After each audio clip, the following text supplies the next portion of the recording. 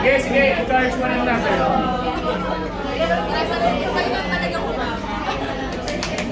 Yan. Okay na, sabihin niyo sa akin kung tapos na. Okay, sabihin niyo sa akin. Okay. Sige, sige. Okay, okay. Hindi ko tapos yung iba eh. Okay. Hey, hey.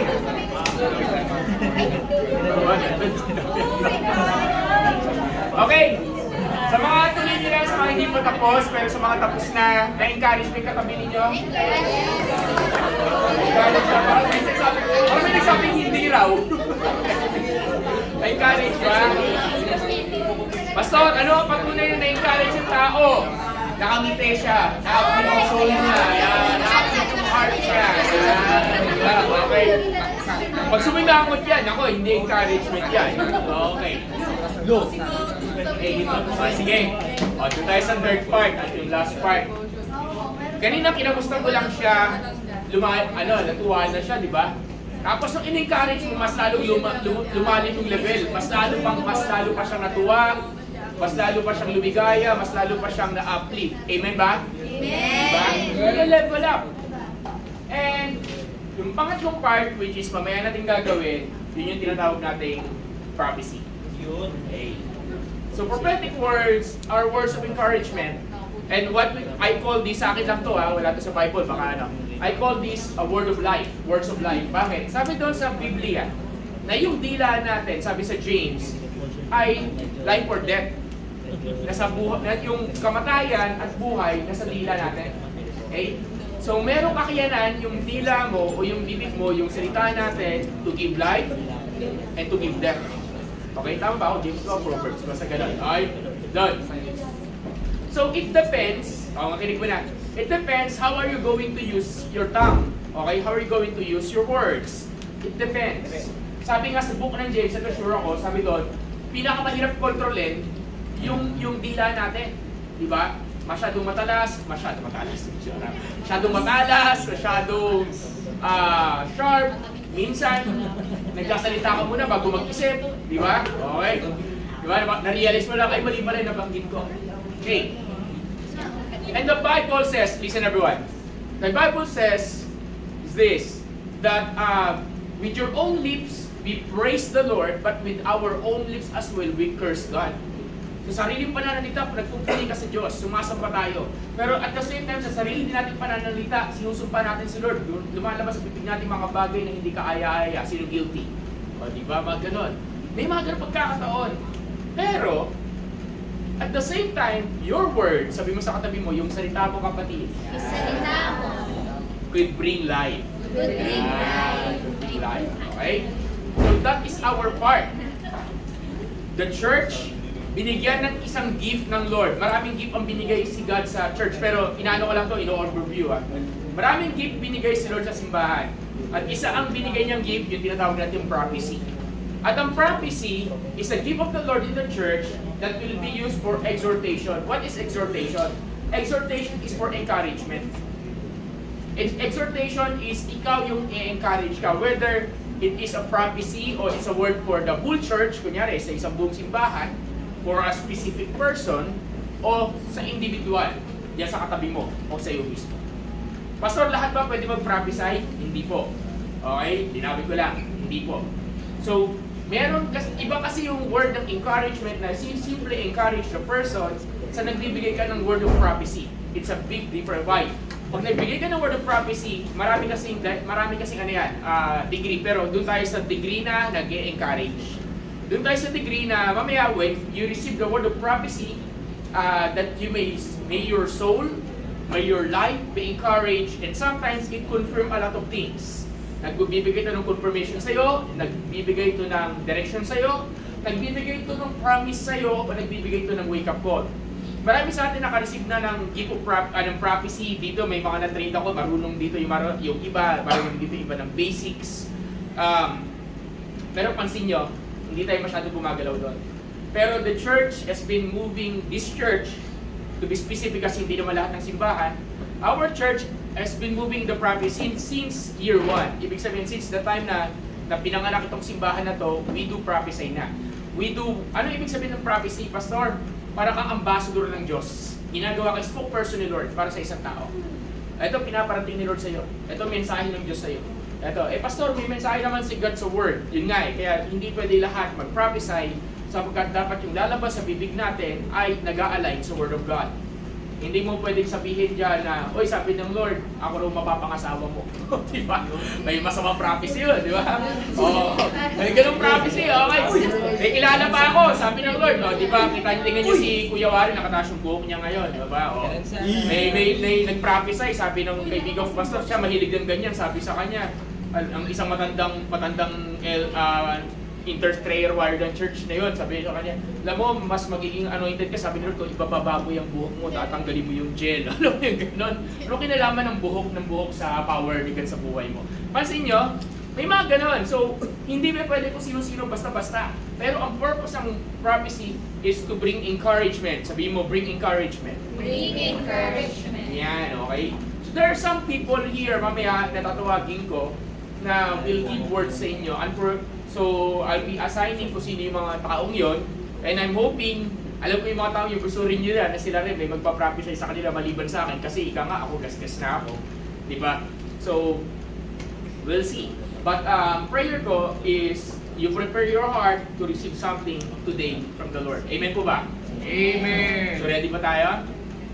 So, ready ka ba? So, hindi natin ito laging ginagawa. Kasi what we want to happen is, this may serve as a special. Hindi naman special, hindi siya hindi natin ma-take for granted. Kasi ang isang bagay na papadala sa lagi mo ginagawa, tinitake for granted nila. Diba? Ganun kasimple. Ang isang bagay na madalas mo nararanasan, kunyari, example, mamaya, din sa mga first time dito, baka makarinig kayo ng lengguwahe na, as much as possible, iiwasan namin kung kahit pwede.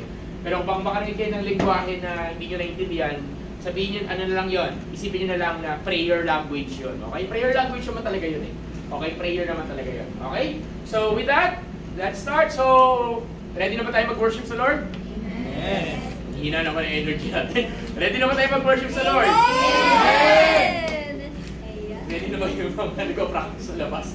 Pakicheck nga, pakicheck. Tignan natin yan. Okay?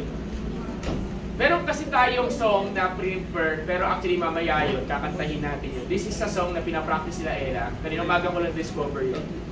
Saktong-sakto to para sa preaching today. Okay? So kaya yung invite, tumayo tayo. Okay? And as we start, let's call the worship team as well. Can I ask everyone here, yan muna sa katabi mo, bago mo tawagin pala yung worship team, mag-shift muna tayo na yung katabi mo, magsabi ka ng tatlo, isa, dalawa, tatlong bagay na ginawa ng Lord na bagay na pinagpapasalamat mo sa Panginoon sa Kanya. In other words, this moment, ipagyabang natin ng Panginoon. Anong ginawa ng Panginoon Diyos sa buhay mo? Come on everyone, for the next 1 minute. Come on. Thank you, Holy Spirit. Thank you, Lord. Ano ang bagay na ginawa ng Panginoon sa buhay mo?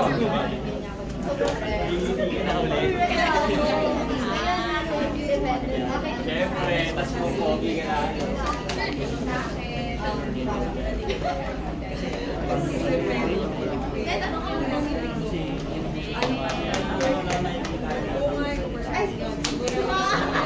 Praise God.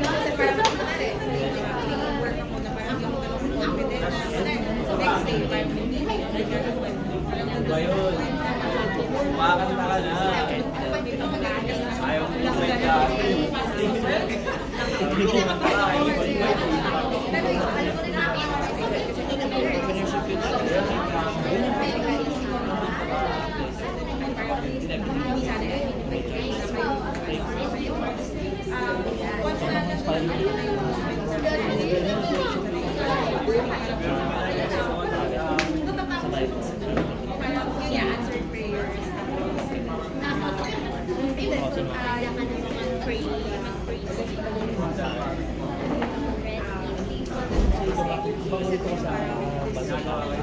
Sa PG.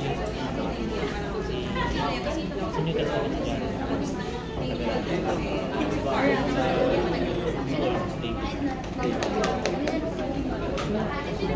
Sige, please open your Bible in Psalm chapter 9, worship team. In Psalm chapter 9.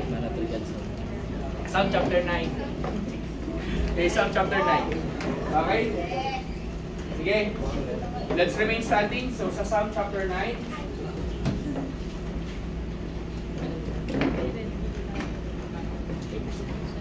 Psalm chapter 9. Basahin natin sabay-sabay. Okay, 1, 2, 3, go!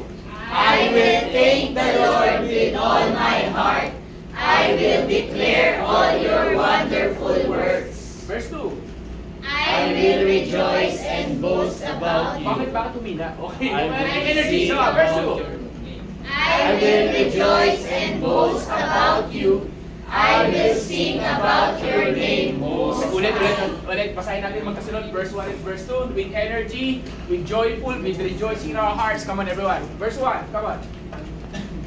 Ayan, yan. Tuloy-tuloy. Okay, 1, 2, 3, go! I will thank the Lord with all my heart. I will declare all your wonderful works. I will rejoice and boast about you. I will sing about your name most high. Panginoon, handa kami magpuri and we are going to worship you this afternoon. Here we are, God. Here's your children. And Lord, permit us to honor you and to praise you. You're simply amazing. You're simply awesome. We bless you. We love you. Thank you, Jesus. Amen and amen. Sige po. Come on, as we start to worship the Lord, pwede ba natin bigyan ng isang malakas at may energy na palakpak ang ating Diyos na buhay? Amen! Come on! And let's sing this song. This is a new song, and as we sing this song, can we sing this gladly and with a joyful... Yeah. Sige, let's be joyful. Come on.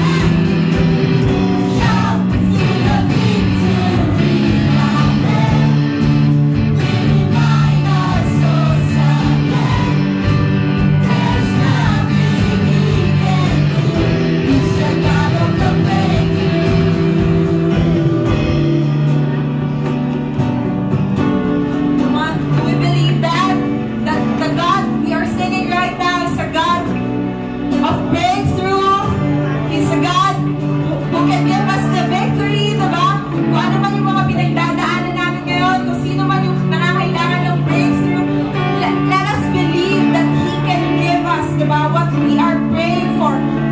Let's believe that there is power in our praises. That's it. It's power in the praise. Power in the praise. Power in the praise of Jesus. There's power in the praise. Power in the praise. Power in the praise of Jesus. There's power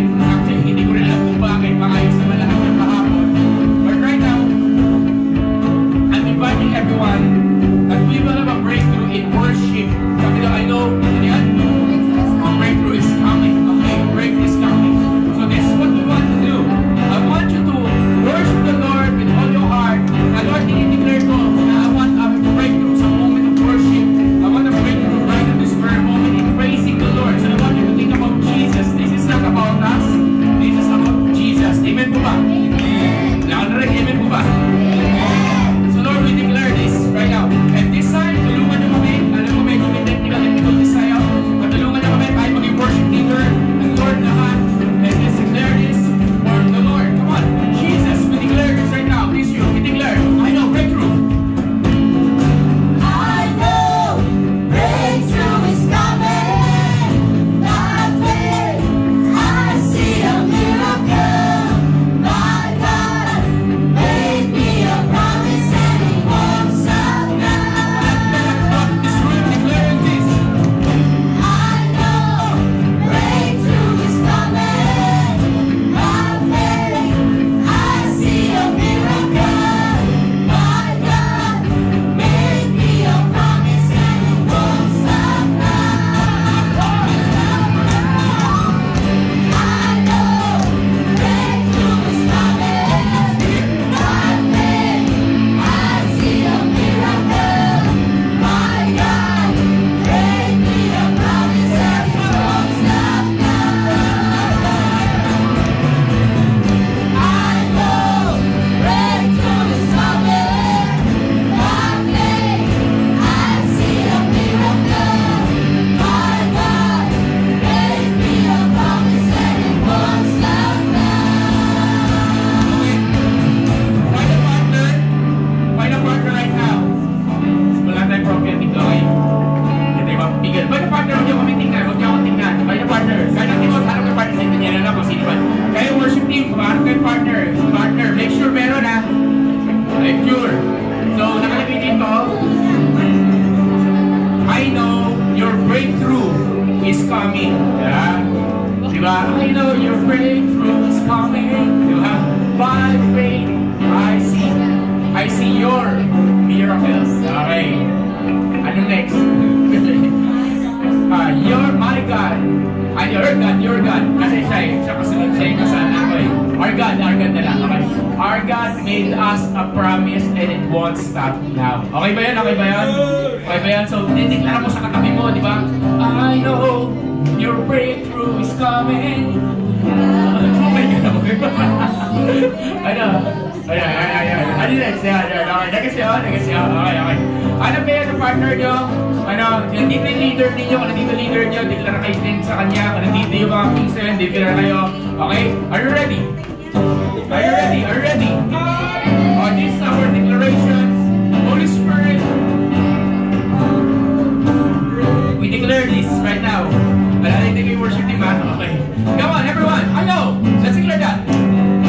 I know Your breakthrough. breakthrough is coming. By faith, I see a miracle. Our God. Our God Make us a promise. made us a promise and He won't stop now. I know your breakthrough is coming. I know your breakthrough is coming. By faith, I see a miracle. Our God made us a promise and He won't stop now. I know your breakthrough is coming. By faith, I see a miracle. Our God made us a promise and He won't stop now. I know your breakthrough is coming. By faith, I see a miracle. Our God made us a promise and He won't stop now. I know your breakthrough is coming. By faith, I see a miracle. Our God made us a promise and He won't stop now. Palakpakan natin ang Panginoon. Like, come on! Naniniwala na breakthrough is yours. Come on, everyone! Come on! Grabe. Can you pray for that person na dinigara mo lang? Just pray. Just declare a blessing of prayer right now for that person that you bless.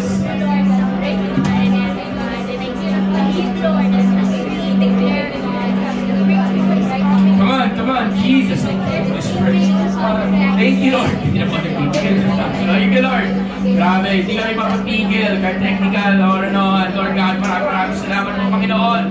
Thank you, Lord, for the blessing. Thank you, Jesus. Isang malakas na palakpak sa ating Panginoong buhay. Come on, lahat! Grabe. Amen. Pwede mong makaupo muna. Yakapin mo yung katabi mo if you're nandito. Grabe. Kahit hindi namin kasama yung mic.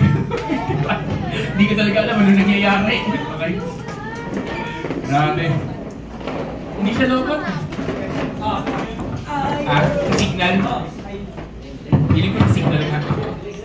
Isa pa malakas na palakpak para sa ating Panginoong buhay. Sinong grabe worship na. Sige, bigyan ko kayo ng 2 minutes para you can drink water. Alam mo, mainit. Okay? Okay. Yan. Okay, grabe. God is good, God is good. Ay, yung tubig kasi. May problema yung normal natin sa tubig. Ewan ko sino pumindot nun. Nasira. Sino pumindot nun? Lakas-lakas. Pasuhin na lang yung tubig. Pahingi rin ako. Okay, salamat. Okay. God is good. Umaharang dito signal. Ayan, okay. Sige. So, grabe. Sige guys, can I ask everyone tayo mag-move forward para hindi tayo masyadong move forward tayo para hindi tayo masyado hindi pa tapos yung worship natin, but God is good in this place. So, proceed muna tayo sa word ng Lord para sa araw na to. Sige, grabe. Masaya. Tingnan mo yung katabi mo, sabi mo, masaya ka ba? Yan, happy ka ba? Happy ka ba? Yan, happy ka ba? Okay, thank you.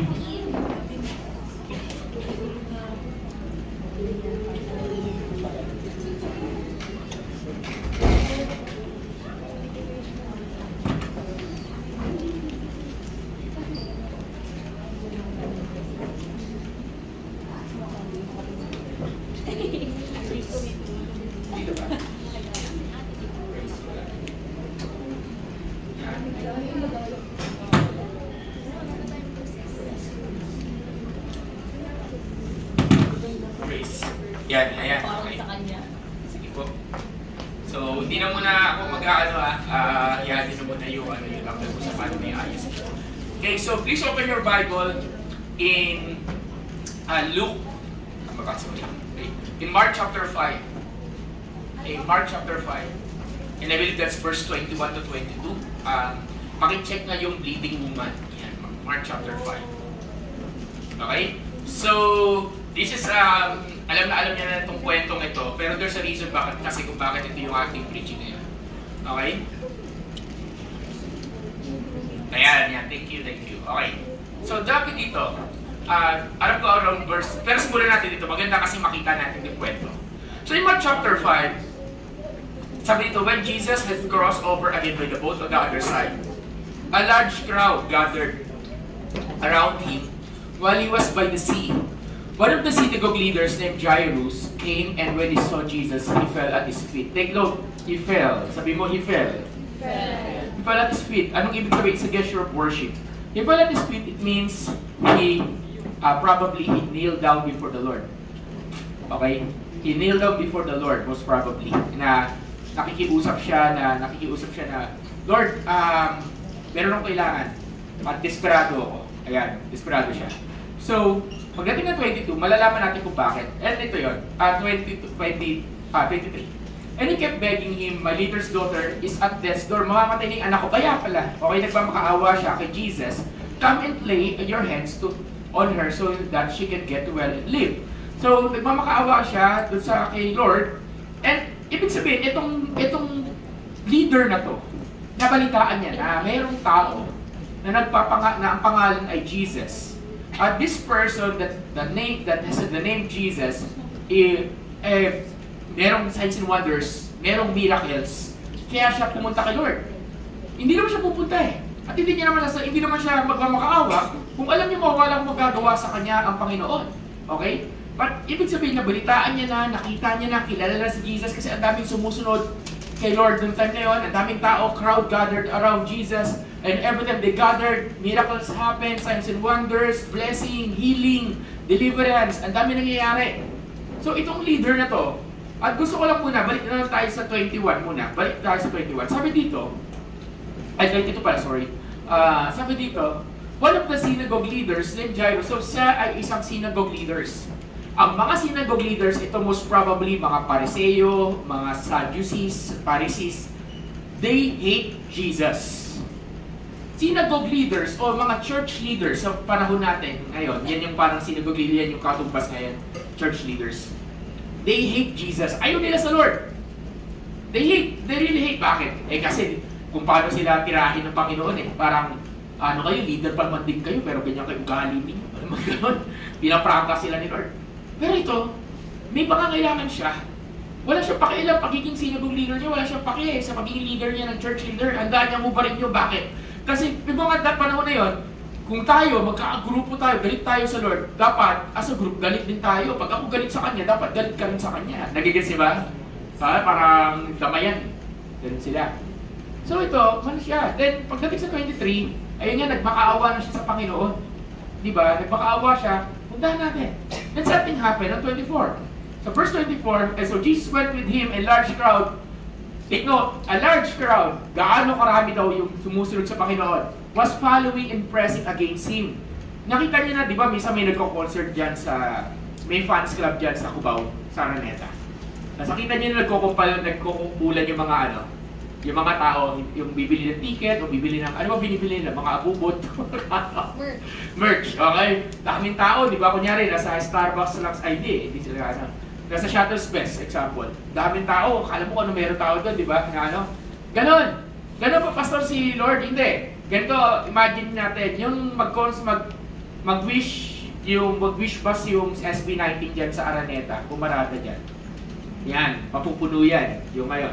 Tama ba mali? Ate, tama ba mali? Mapupuno yan. Mapupuno yung kanto, yung kalye ng Araneta na yan. Mapupuno yan, promise. Okay, yung nag-wish bus na sila sa may Eagle Centris, napuno yung kalsada. Ganon yung picture nun. Dumating si Jesus sa Araneta, napuno yung kalsada. Ganon yan, okay? Imagine niyo pag dumating dito si Pacquiao dito sa itaas, sabi natin, oy, may guest speaker tayo si Manny Pacquiao. Example lang Manny Pacquiao lang yun, okay? As mag-share ng kanyang testimony, may tatanong ako sa inyo. Palagi niya, hindi mapupuno to. Baka mag-overflow to. Bakit? Kasi pag hindi si Manny Pacquiao, magugulat ka na lang. Pati mga taga-navigator nandirito. Nandirito. Baka hindi na kukula. Ano yung sabihin nun? Ganon kasikat si Lord. Kung nasaan siya, people follow. Actually, the people, crowd follow. Amen? So, sikat siya. Sobrang sikat. And take nung sabi doon, pressing against him, halos mapipina si Lord. So, imagine niyo siya, tapos kasama niya yung 12 niya mga apostles, so may bodyguard siya, so napapaligiran siya ng mga bodyguard niya. Imagine niyo, parang okay, wag nating hawakan, parang na-imagine niyo yung mga iniidolo natin, tapos may mga bodyguard na pumapaligid sa kanya at bawal lumapit yung mga tao, bawal makano. Bakit? Kasi maiipit. Tama mo ulit? So, ibig sabihin, yung nakikita natin sa panahon natin ngayon, ay nararanasan din pala ng Panginoong Hesus. At napapaligiran siya eventually ng mga bodyguard niya, which is yung mga apostles niya. Bakit? Kasi, ito nga nangyari. Sa verse 25, a woman, ayan na, may pinakilala, biglang, naglalakad si Lord, then suddenly, there's this woman who's bleeding for 12 years. Then, diretso na po. Tapos, sabi nito, he had endured much under many doctors. She had spent everything she had. It was not help at all. On contrary, she became worse. Meron siyang bleeding woman. Okay? Doon muna tayo. Okay. Bleeding woman siya. Okay, narinig na to na marami sa akin. Lalo yung mga naka-encounter na. Narinig na to na, there's a bleeding woman which is suffered from her sickness. Sa mga hindi po nakakaalam, ano yung bleeding woman? Dinudugo. Ngayon, nag-iisip diba? Ano dinudugo? May regla. Okay. May buwan ng dalaw. May buwan ng dalaw for 12 years. Pastor, every month naman, nagkakaroon kami ng buwan ng dalaw. Babae. Babae lang ha? Okay. Okay. Ayan. Baka mamaya, 12 years. Pero kapatid, hindi po. Sabi doon, the bleeding woman has been suffering for God for 12 years every day of her life. Non-stop. Mga girls, kung nagkakaroon kayo ng inyong period, may question ako, nakakapanghinga ba o hindi? Masakit ba sa puso o hindi? Sakit, diba? Nakakairita ba? Oo, diba? Imaginein mo, 12 years. Non-stop. Oh. Walang napkin ng unang panahon.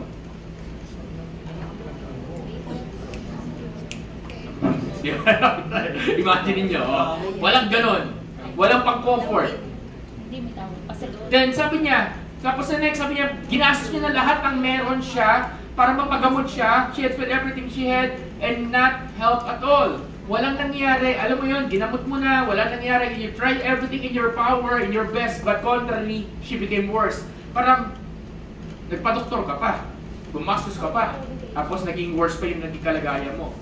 Diba? Sino kakaranas ng gano'n na gusto mong gumaling, instead na gumaling ka, mas lalong naging worse yung nangyari sa ito. So this is the point of the believing woman. So before we continue, anong kwento nito sa atin, sa buhay natin? Bakit ito yung pinili kong i-preach sa bawat isa?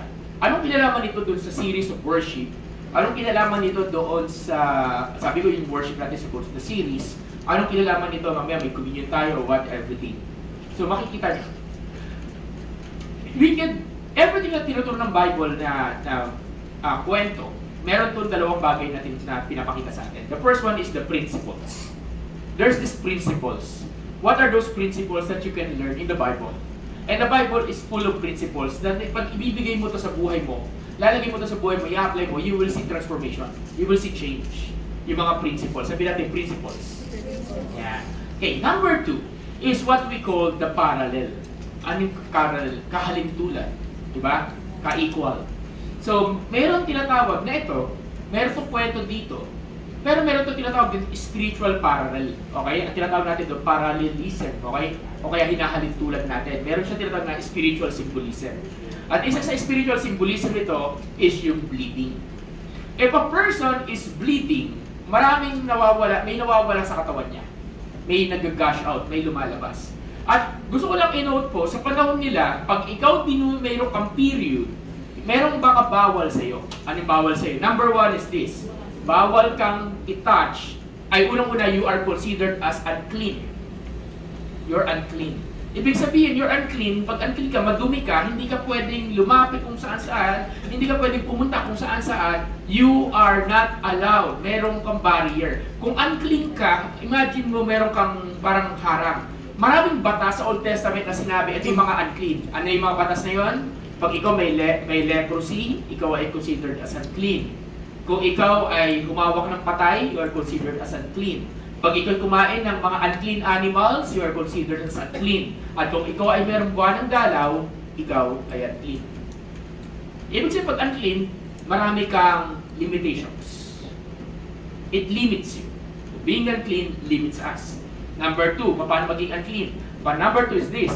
Because it limits you, everyone na lumapit sa iyo at hawakan ka man lang, mahahawaan mo na rin. Kung unclean ka, tinabihan unclean yung katabi mo, example, hinawakan mo, tinabihan mo, unclean na yan. Yung upuan na inupuan mo, unclean na yan. So, kanyari, may umupo diyang iba o may humawak niyan, yung humawak niya magiging unclean na rin. Nagigets niyo? Di ba? Ang OA, di ba? Ang tawag nito, uncleanliness is contagious. Okay? Number 2, uncleanliness is contagious. Eh, pastor, hindi naman ako, wala naman ako period. Bakit ako magiging unclean? Yun kasi yun, nasa law nila, yun sa batas nila noong unang panahon. Number 3, because unclean ka, nakakahawa, so people will start to avoid you. Ay, huwag natin lapitan. People will start to avoid you. Then number 4, last one is this. Marami itong pero ito yung sa pinaka Tingnan yung parang, paano ba to?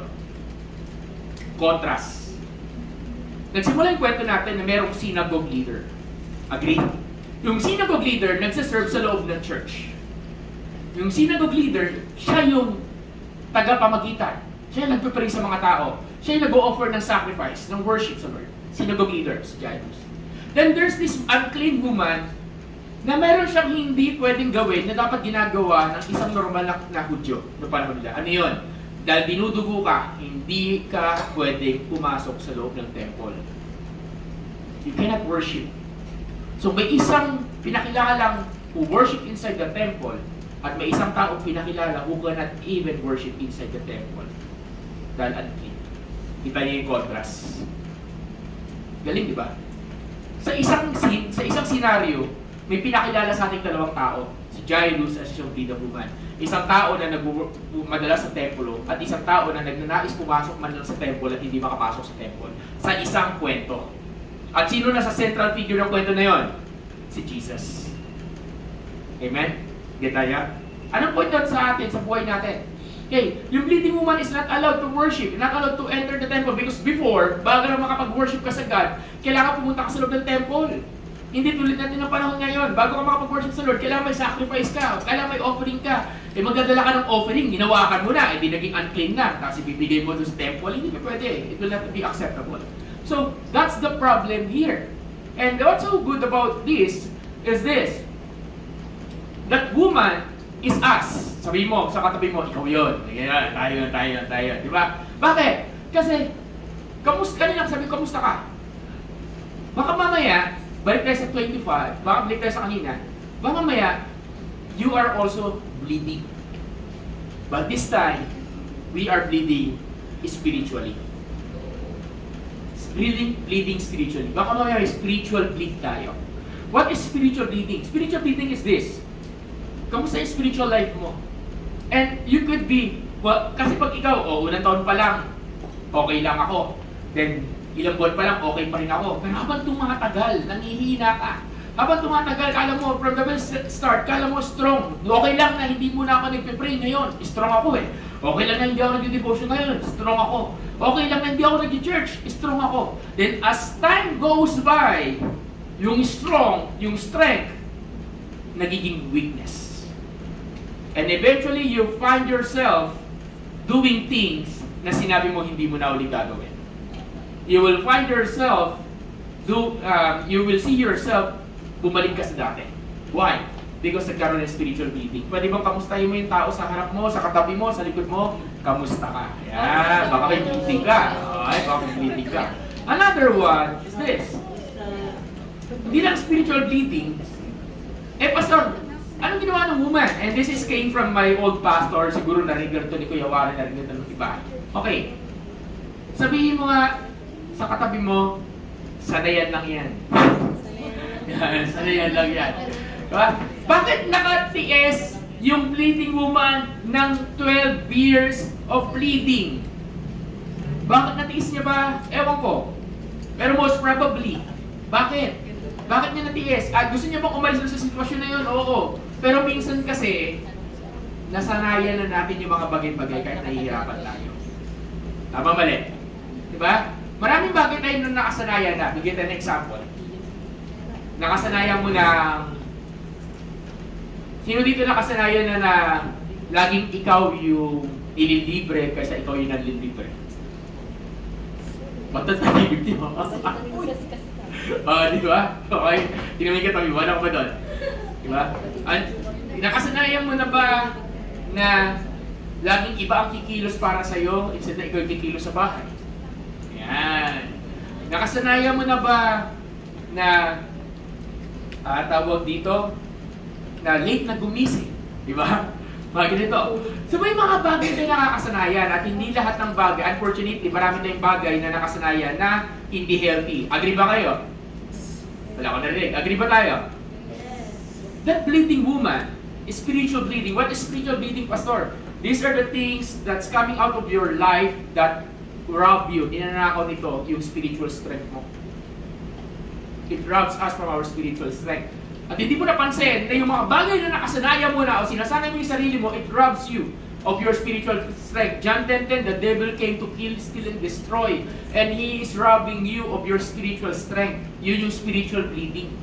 Spiritual bleeding, ito yung mga time na okay lang, magkukompromise ako. Okay lang, hindi ako magpe-pray. Okay lang, gagawin ko tong bagay na to. Pwede naman mag-repent eh. Okay lang, ganito. Alam mo yung gano'n? Yung mga simpleng bagay mo, okay lang, hindi ako magiging accountable. O sorry, ganito. Alam mo yung mga simpleng bagay na yun, hindi mo alam na it takes just one compromise, one sin, one overlook. At hindi mo mapapansin na, uy, o kaya ko pala kayong araw na to. So, ibig sabihin, pwede ko ulit gawin bukas. Tapos pwede ko ulit gawin next week. Next month. Hanggang di mo napansin, nakasanayan mo na. Agree ba kaya? Okay lang na hindi mo na ako magsa-Sunday ngayon. May trabaho ako eh. Bibigay naman ng tithes and offering sa church. Bibigay ng tithes and offering. Next Sunday, punta ka church. Ako, pasok, punta ako. Ay, hindi, busy. Hindi ka pa ng tithes and offering. The next Sunday, the next week, the next month, wala na tithes and offering na dumarating. Wala na. Nagko-communicate pa, pasok, busy. Hindi na ako na. Eventually, nakasanayan mo na. Ay, okay lang.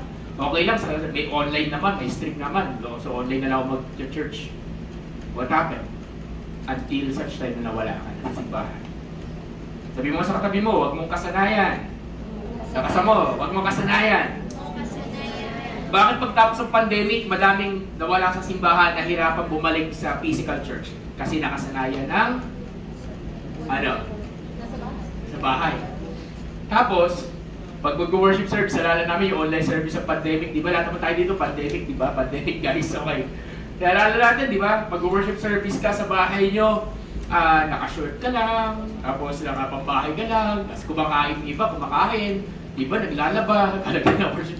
Kami, ginawa namin, as much as possible, sinasabihan ko sila, magbihis kayo. Magbihis kayo ng maayos pag worship service kayo sa bahay. Bakit? Kasi nakasanayan mo na, pagdating mo ng simbahan, di ka na marunong magayos. Nakasanayan mo eh. Agree ba? So that's the point. That pag nakasanayan mo ang isang bagay, nagiging normal to sa'yo. To the point that it seems truth. It seems okay, but in reality, it's not. Paano mo masasabi na paano mo magagawa ng isang, paano mo pala matatransform na ang isang lie ay maging truth? Sige nga. Paano mo matatransform na ang isang lie maging truth? Paano?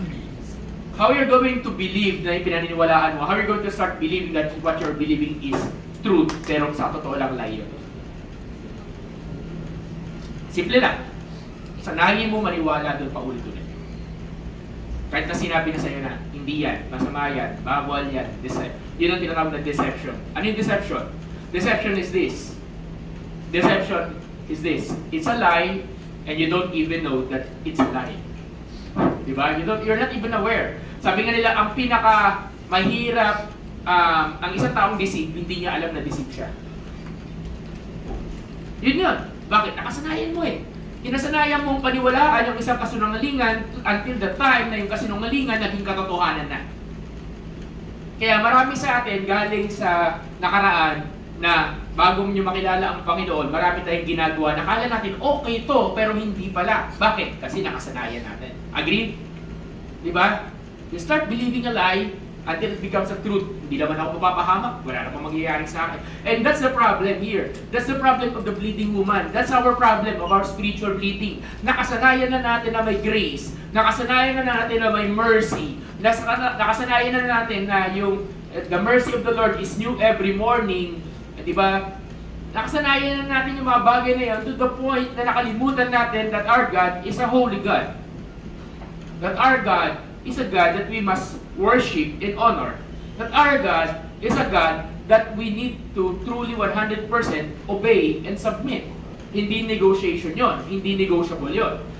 Ibig sabihin, nakasanayan na natin na pag may sinabi si Lord, saglit lang Lord, may sinabi ka, wait lang, baka saglit lang, baka pwede, ito. Gagawin ko yan kung ginawa ko to, gagawin mo sa akin to. Nakasanayan na natin makipag-negotiate kay God. Kasi sanay ka makipag-negotiate sa mga kaibigan mo, sa mga leader mo. Nakalimutan mo na pagdating sa Diyos, it's non-negotiable. Amen? Kailangan narinig. Amen ba? Amen. Ba't wala kang Sunday? Pastor, wala kang Sunday kasi ganyan na yan. Dami listahan. Bakit? Kasi nakasanayan mo na. Tingnan mo nga yung katabi mo, sabi mo, huwag mong kasanayan. Huwag mong kasanayan. Isa ba sabihin natin, huwag natin kasanayan. Huwag natin sanayin. Amen, amen. Amen ba? Amen? Sino dito gusto tumigil ang pagdurugo? Ba? Check mo nga ulit katabi mo. Baka nagdurugo na yan. Kamusta? Are you bleeding? Are you okay? Ba? Pastor, ano mangyayari? Pasok tayo dun sa, balik tayo sa kwento. Sige po, yung 27. Having heard about Jesus, okay, narinig ni Jairus si Jesus, kaya siya lumapit. Ito, narinig rin niya si Jesus. Dito naman kakaiba, hindi siya nagpakilala, si Jairus nagpakilala. Ito hindi. Totally 100% unknown, kahit nga yung nangyari na yung power, yung healing, spoiler alert, gumaling yung babae, hindi pa rin siya pinakilala. Walang pangalan. Having heard about Jesus, she came behind him in crowd and touched his robe. Diba? Narinig niya si Jesus, oy, balita ako, meron tong healer. Alam mo, makakagagaling ka sa sakit mo. Puntahan mo yung healer. Sige, punta naman siya sa healer. Balita ako, nandun si Jesus, pangalan niya rin Jesus eh. Eh, nung panahon na yun, walang Facebook. So, paano niya kilala kung siya si Jesus? Diba? Isip kayo. Paano niya kilala kasi si Jesus? Pero take note, si Jesus, sa panahon na yun, ay hindi special po. Wala siyang special damit, wala siyang special na identity, whatever, na magpapakilala sa kanya, ako si Jesus. No. Sabi sa Bible, wala siyang special feature. Hindi gwapo si Jesus. Okay? Tama lang, average looking lang siya. Okay? Ni-explain ba dito? Ay, hindi na, full na. That's in the Bible. Paano niya nakilala si Jesus? Paano niya nakilala na, ay, ito si Jesus sa Kristo, napitan ko nga. Diba? Tapos imagine ninyo, nasa Araneta ka, andyan si Jesus, ang daming tao. Tapos ikaw yung bleeding woman, dumating ka syempre, late na, nasa dulo ka. Nasa dulo ka. At si Jesus, nakita mo, oh, nandun pala yung mukhang si Jesus yun, no? Dami kinukumpulan ng tao. Anong gagawin mo? Makikisiksik ka. Tama ba, mali? Di ba? Kung gusto mo makita yung nasa harapan, sinisiksik mo. Yung mga totoo, yung mga fans dito, hindi nyo ba ginagawa yun? Uy, may artista!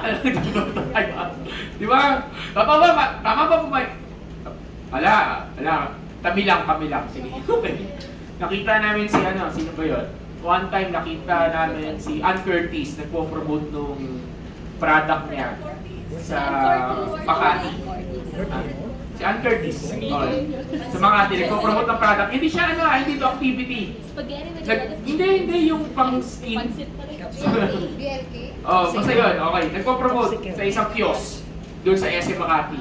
Okay? Nagpo-promote lang. Nandun lang siya. Daming tao. Okay. Tapos may mga off-limits. Bawal ka dito. Hindi pwede dyan. O hindi, punta tayo doon, dito tayo. Titignan talaga, gusto mo makalapit eh. Gusto mo masulyapan kahit yung mukha, ay gano'n pala itsura nun, di ba? Tama mali? Diba? Oo. So, kaya na pag minsan na mo lang makita. Gano'n din. Nakita, so gagawa ka ng paraan, gusto mo isiksik yung sarili mo kasi gusto mong makalapit eh. Gusto mong makita yung pinakamalapit na itsura ng taong inahangaan mo o feeling mo makakatulong sa'yo. Tama mali? Diba sa church lang naman tayo hindi lumalapit, pero pag artista nandito, lalapit na kayo. Uy, may sikat, may gwapo, may maganda, lalapit na tayo, diba? Promise, bakit? Kasi uncommon. Everything that is uncommon, gusto natin na sa harapan tayo. We want to see it in the front row. And ganoon din yung babae. I need help. So therefore, kahit I need help, lalapit ako and I will touch. Sabi niya, take note, she came behind him, proud, and touched his robe. Verse 28. Sabi dito, yan na po. For she said, if I can touch his robe, basahin natin ito. Basahin natin sabay-sabay. 1, 2, 3, go. For she said, if I can just touch his robes, I'll be made well. Ulit. 1, 2, 3, go. For she said, If I can touch his robes, I'll be made well. Sabi mo, I'll be made well. Sabi mo sa katabi mo, you'll be made well. You'll be made well. Diba? Okay. Well. What does it mean? It means you will be healed. You will be restored. You will be revealed. Aayos ang kalagayan mo. That's well. That's wellness. Okay? Bago pa siya lumapit, nagdeklara na siya sa sarili niya. If I can just touch his robes, hahawakan ko lang yung dulo ng laylayan ng damit niya. Kung nakita niyo yung prayer cloth, di ko lang dala ngayon prayer cloth. Yung prayer cloth na sinuot ko dito before, meron siya tinatawag na tassel, yung parang walis, gano'n sa dulo. Yun yung dulo nun. Hindi talaga literal na dulo ng damit, kundi yung tinatawag nating tassel. Yan. And meron, yung mga tinatawag nilang rabbi ng unang panahon, may ganun si Jesus. Okay, kasi considered siya as rabbi. So, sabi dito, mahawakan ko lang yung robe, yung touch of his robe, yung dulo lang. Kahit yung dulong-dulo ng tassel na yun, kahit yung balahi, yung dulo ng sinulid ng tassel na yun, I will be made well. Ang tawag dito, this is faith. This is faith that you are believing, Lord, that I believe that you are about to do something for my life. It's you having faith. It's you depending on God that He can do something for your life. Amen? That He's going to do something. Kaya kanina, di ba? I know your breakthrough is coming. That is you declaring, I know my breakthrough is coming. Hindi masama na nagdedeklara tayo ng pananampalataya. Hindi masama na tayo mismo nananampalataya, naniniwala tayo kay God na Lord, you're about to do this in my life. Amen? Diba? Pero, kasabay nung salita, next. Instantly, wait lang. Balik tayo doon sa 28. 27 pala. Okay. Having heard about this, she came behind in the crowd and touched his robe. Take note. Kasabay ng salita ay action. So, hindi pa pwede salita ka lang, wala kang gagawin. You need to do something. Okay? Hindi pwede salita lang, wala kang gagawin. And what's so good about this is if we're going to study this further, is this. Paano siya naglakad? Imagine this. Nakisiksik siya, paano siya naglakad? Isip, paano siya naglakad? Siksikan, paano siya naglakad? Yung mga nakakala, wala mo ng ano. Okay, game. Sino may sagot? Ha? Paano yan? Okay. Paano siya naglakad? Parang tinutulak po siya. Tinutulak na ho. Sabi niyo ba meron ikinagana? Wait lang. Doon tayo sa tinutulak. Paano tinutulak? Kasi po, Pastor, pag naipagsiksikan ka po, automatic po na natutulak ka po sa... Natutulak saan? Sa papunta po sa kapo direction. Ayan, tinutulak. Ano? Ikipag-away ba to? Hindi ba yung nilalapitan? Nakalapit siya kasi hindi siya nilalapitan. Question, saglit lang. Hindi naman alam ng mga tao na unclean siya eh. Sabi na, guys, Pati yun, maganda yun. Pero actually, ang pinaka-common na study, if you're going to study this further, is this, gumapang siya. Gumapang siya. Kasi nangihila na siya. Hindi na siya makatayo ng maayos. Tapos rope yung hinawakan, natural, nakaganon yun, yuyuko yun, di ba? Nakaganon. So imagine yung gumagapang siya. And normally, pag gumagapang siya, ang daming tao, imagine mo, may crowd, gumagapang ka. Eh di, oy, ano ba to? May mga galing mga crowd. Ano ba to? Ba't parang may gumagapang dito? And most probably, siya ay nasipa, siya ay napakan. Diba? Palapit kay Lord. But she endured. Let's become realistic. Huwag natin tanggalin yung humanity ng Bible.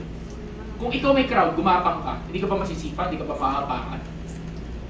Eh wala, hindi pa naman uso nung panahon na yun yung salitang excuse me. Pero maganda sana yun eh. Yung oy, dinudugo ko, umalis kayo dyan. Ang ganda sana yun eh. Kaso, sorry, walang ganun eh. Okay? And she approached the Lord. What happened? Tuloy tayo. So, instantly, basahin natin. 1, 2, 3, go. Instantly, her flow of blood ceased, and she sensed in her body that she was cured of her affliction. Instantly, sabi natin, instantly. Instantly. This woman has been suffering for 12 years. And in an instant, God answered her prayers. Probably you've been waiting for a long time. You've been praying for something for a long time. And instantly, God will answer your prayer. Amen? Sabi natin instantly. Sabi natin suddenly. Guess what? I want to introduce to you another character of God. The God that we worship is a God of suddenlies. Biglaan. bigla ang gumaling. Bigla ang umayos. Bigla ang na-restore. Bigla ang sinagot ang panalangin na matagal mo na pinapanalangin. Biglaan. Amen? Sabi mo nga, biglaan. Yeah, biglaan. Merong okay na instant, and that instant is from God. Sabi, instantly her flow of blood ceased, and she sends her body that she was cured from her affliction. What does it mean? It means when God starts to move in your life, there's a manifestation. If God starts to move in your life, there's this physical evidence. And when God starts to move in your life, there's this instant transformation. Biglaan may pagbabago sa'yo. Amen? Biglaan may gagaling. Biglaan mararamdaman mo, ay, gumaling ako. Biglaan na-restore ako. Biglaan kaya mo when you encounter with the Lord, biglang magugulat ka na, uy, kaya ko na siyang patawarin. Kaya ko na siyang i-let go. Kaya ko nang gawin yung bagay na to. Kaya ko nang yakapin yung nanay ko. Bakit? You have an encounter with God. And that encounter will suddenly change you. Pero kailangan mong gumalaw. Sabi mo sa katabi mo, kailangan mong gumalaw. You want your bleeding to stop? Approach Jesus. Amen? Amen. You want your bleeding to stop? To stop? Approach Jesus. Alam ba ni Lord na bleeding woman siya? Yes, bakit? Kasi nakwento to eh. Hindi naman makakwento to sa mga gospel kung hindi naman niya sasabihin kung anong condition niya. Okay? And dito, pagdating ng 30, let's end here. Sabi dito 30. At once, Jesus realized himself that power had gone out from him. He turned around in the crowd and said, "Who touched my robes?" Tuloy tayo. His disciples said to him, "You see the crowd pressing against you and saying, 'Touch me'? Pabira naman, Panginoon. Ang dami-daming tao. Naiipit ka na. Siyempre, lahat sila nahahawakan ka." Di ba? Nahawakan ka. Sabi, sino yung sumasagot? Sino yung nagsasalita dito? Si Pedro. Si Peter. Tuloy tayo. Then sabi dito, he was looking around to see who had done this. So si Lord, nakita niya may kapangyarihan. And if you're going to continue sa reading, 33. Then the woman, knowing what had happened to her, came with fear and trembling, fell down before him, and told him the whole truth. Nawakan to robe. Pagkahawak ng robe, nagkaroon ng kakipaglakas. Pumangon. At bigla, uy, nangyari sa akin. Ayos ako, parang okay pakiramdam ko ha. At gano'n, parang na-strengthen ako ha. Parang umukay ako ha. Paano nalaman ng woman na tumigil yung pagdurugo? Girls, nalalaman niyo ba kung kailan tumigil yung pagdurugo na niyo? Automatic? Usually. So meron ba siyang body mechanism ba kayo na nagsasabi sa inyo tumigil na siya? Without checking it, ha? Diba? Kasi imagine nyo dito, paano nalaman ng babae na tumigil yung pagdurugo niya? Hindi pa namin yung chinecheck. Diba? Meron ba parang, uy, lumakas ako. Uy, banito ako. Ganon, diba? There's something.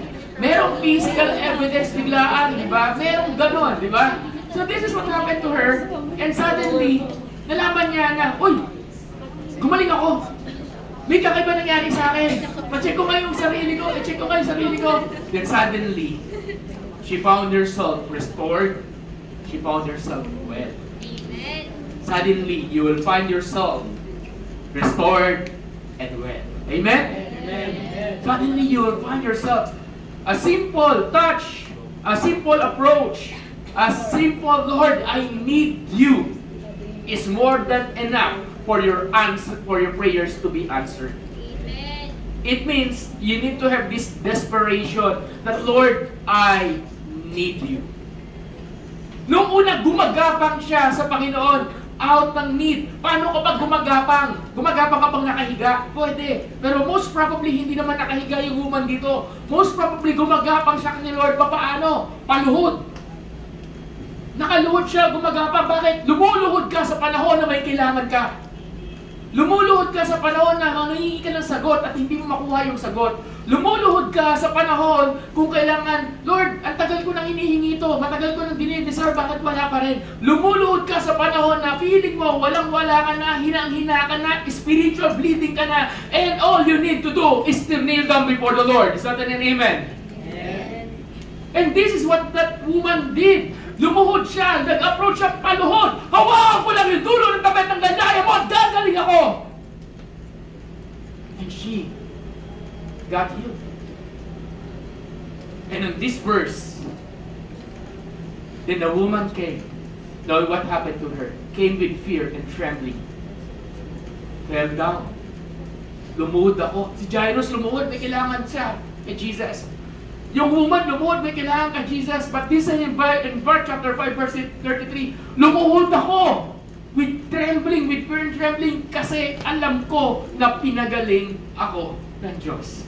Hindi na ako lumuhod kasi may kailangan ako. Lumuhod ako bilang pagsamba sa Diyos na nagpagaling sa akin. May tanong ako sa inyo. Lumuluhod ka pa ba? Lumuluhod pa ba tayo? Lumuluhod ka ba kung alam mong spiritual eating ka?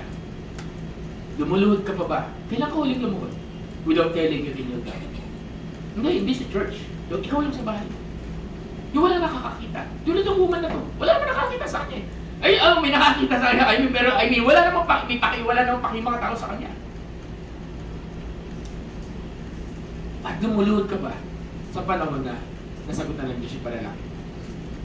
When was the last time you kneeled down? Sabi ko, anong i-connect nito? Can I call yung worship ko?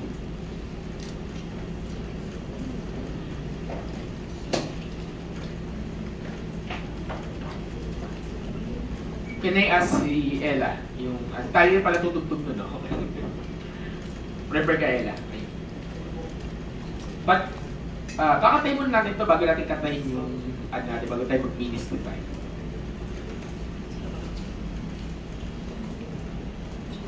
Lumuluhod tayo sa Lord sa dalawang aspeto. The first aspect is this. We kneel down because we have a need. The second down, we kneel down because of worship. Jairus. Spoiler alert, kung gusto nyo malaman yung nangyari sa bata, hindi ko na babasahin, sa kwento ni Jairus, kung gusto nyo malaman, di ba, yun doon tayo nagsimula kasi may anak siyang mamamatay na. Ayun, inabutan ni Jesus sa kwarto, patay na. Di ba, patay na. Wala na. Tanang buhay, patay na. Di ba? So, may nagte-text. Okay, nagte-text saan yun? Okay. So, yun. Kapatay na. To the point na sinabi doon na ay, patay na, wag mo nang istorbohin yung teacher. Pero sabi doon, hindi. Palabasin lahat ng tao dito. And to make the story short, gumaling yung gumaling tuloy pa rin. Nabuhay muli yung baka na patay. Kung ikaw si Jairus, nagpapadali ka, tapos may istorbong darating, ano mararamdaman mo? Di ba sisisihin mo pa? Kasi naman may bleeding woman. Pinahinto pa yung teacher, pinahinto pa yung rabbi. Pinahinto pa. Pwede namang gumalang diretsyo na, bakit gumanon? Pero hindi ganun nangyari. What happened is the bleeding woman, what happened is, yes, Jesus arrived, it seems late, and it seems late sa'yo, it seems late sa atin, pero kay Lord, walang late. Amen. Kasi lagi ang kay God, what seems late is actually a door for miracle. And this is what happened here. But balik tayo sa kwento ng bleeding woman. As we pray and as we worship, kamusta? Nakasanayan mo na ba? Baka mamaya, it's time for us to go back. Pastor, we're sa simbahan. Then welcome. I'm introducing you our healer. I'm introducing you the one we worship. I'm introducing you the one that we can depend on. Pag nakasanayan mo na mga bagay-bagay, nawawala na yung mga bagay na tulad ng dati. matindi ako mag-pray. Dati matindi ako mag-devotion. Dati matindi ako mag-church. Dati matindi ako mag-serve. Dati, sabi mo sa katabi mo, dati ba yan? Dati ba yan? So today, can we go back to Jesus? Amen? Can I serve you tayo tumayo?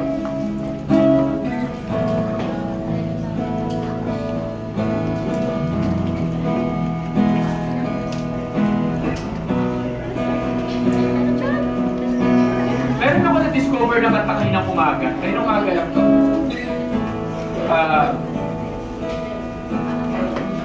Ellen, kaya mo keyboard? Sorry, alam ko, hindi ko na-practice to. Madali lang naman to.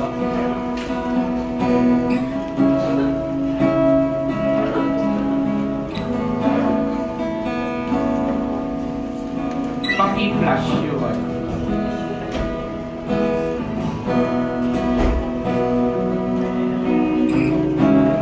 Okay. Bago tayo mag-ministry tayo, pakinggan natin yung kantang ito.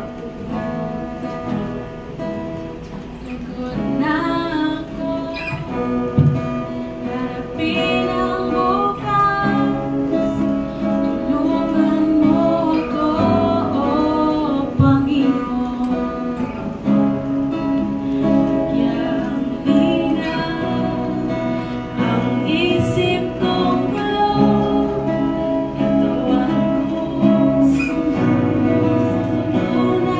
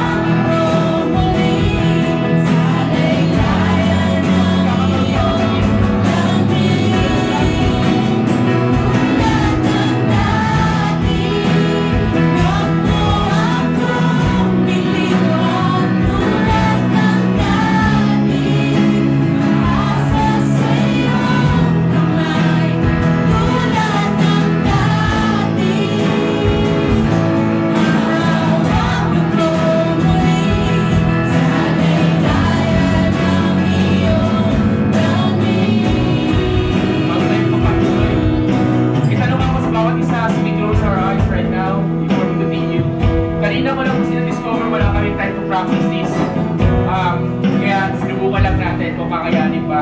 Kaya ko na-discover kung batang ito. Sabi doon, tulad ng dati. Huwag tayong bitiwan. Huwag tayong bitawan. Okay, parang gano'n. Na, hawak-hawak ka ng Panginoon. There's this one assurance, hindi ka bibitawan ng Lord. God will never let you go. But ngayon, handa ba tayong hawakan yung laylayan ng damit niya?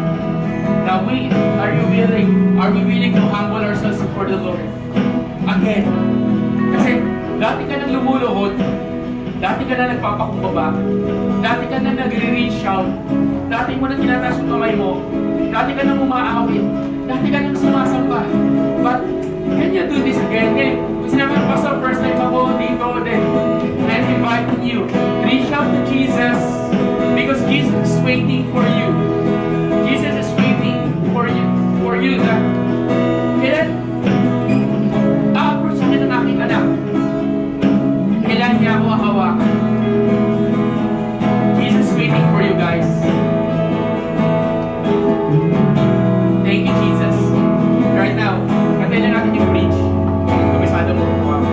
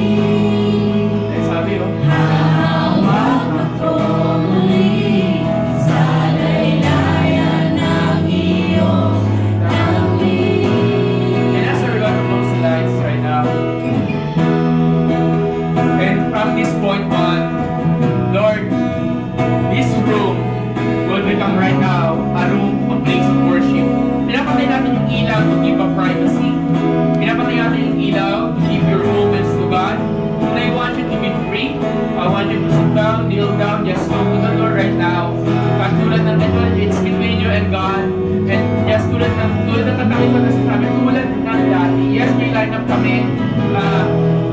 Nagagawin kami dun sa line up na yun, pero I just sense a different move of the Lord right now.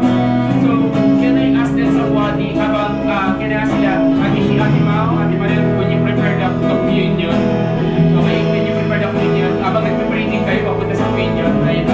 And the rest of you guys, you can sit down, you can stand up, you can kneel down, you can cry out to God, and just go ahead and be yourself. Paano mo makausapin si Jesus?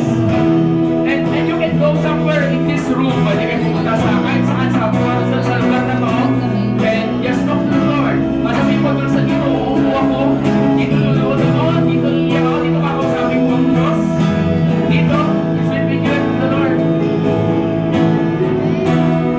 And can I ask everyone to distribute the communion? Lord, magko-communion tayo. Sa mga first time ko, sabay-sabay tayo iinumin, sabay-sabay natin kakainin to.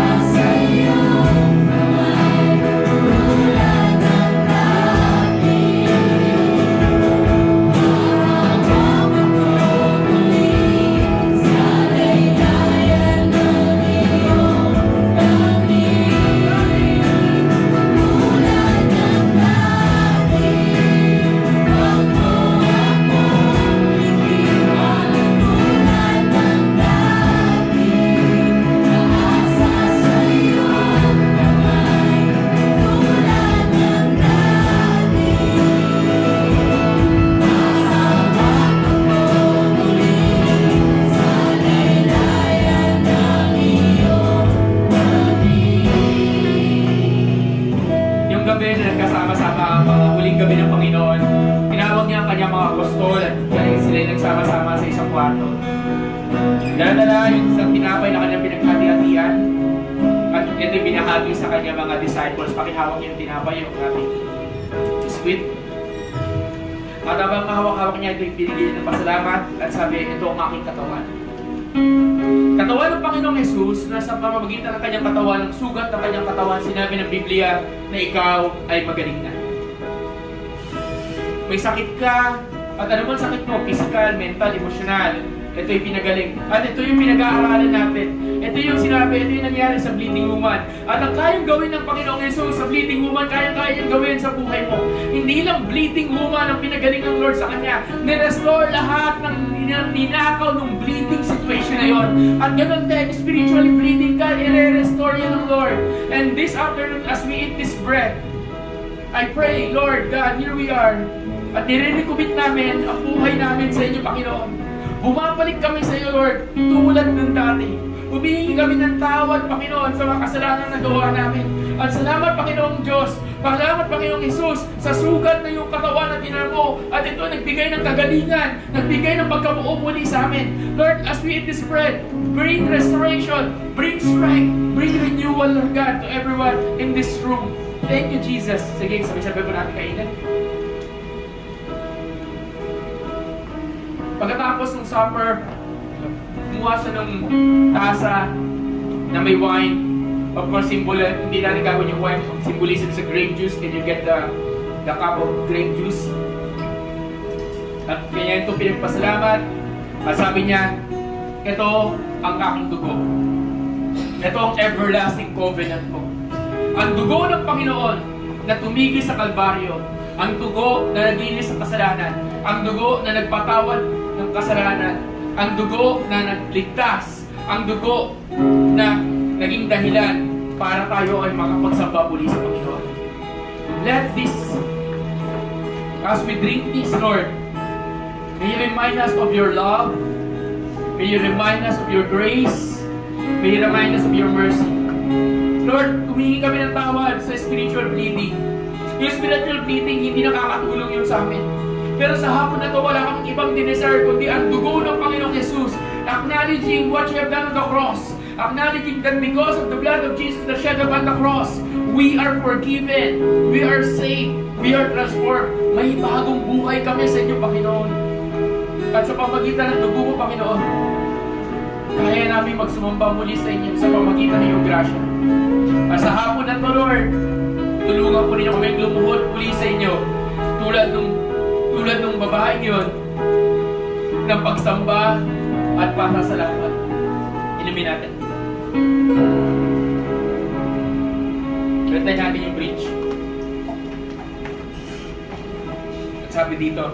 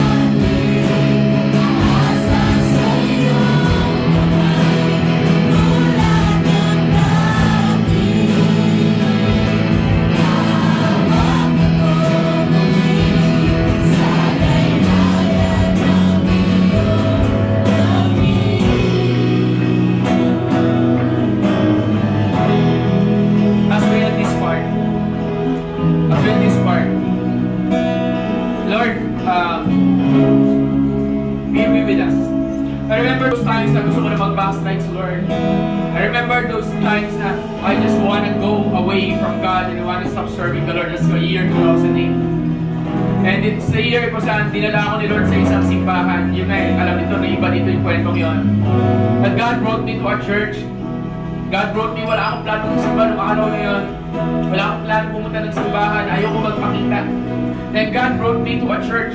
God brought me to the place na katabi lang halos sa tabi ng simbahan namin. At sabi ko, kapag sumasamba sila, habang nagkasayawan sila, sabi ko, this is not who I am kasi nakatayo lang ako. Nakatayo lang ako. Walang impact yung kanta.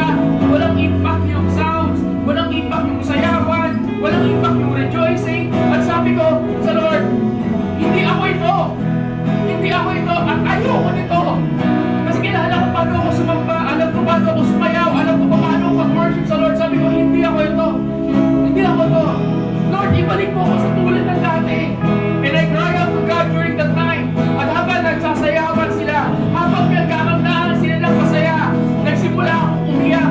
During sa time na nagre-rejoicing, during sa time na joyful yung song, I started to cry before the Lord. Nang weird, di ba? Ang saya-saya ng kanta, umiiyak ako ng iyak. To the point na lumuot ako dun sa linubuan ko, just going back and sabi ko, Lord, ayoko nito. I just want to go back to that worship. And probably, this is the time that I'm encouraging each one. God is calling you again. God is calling us again. My question is, can we worship Him again? Tulad ng dati. Balik magkakata.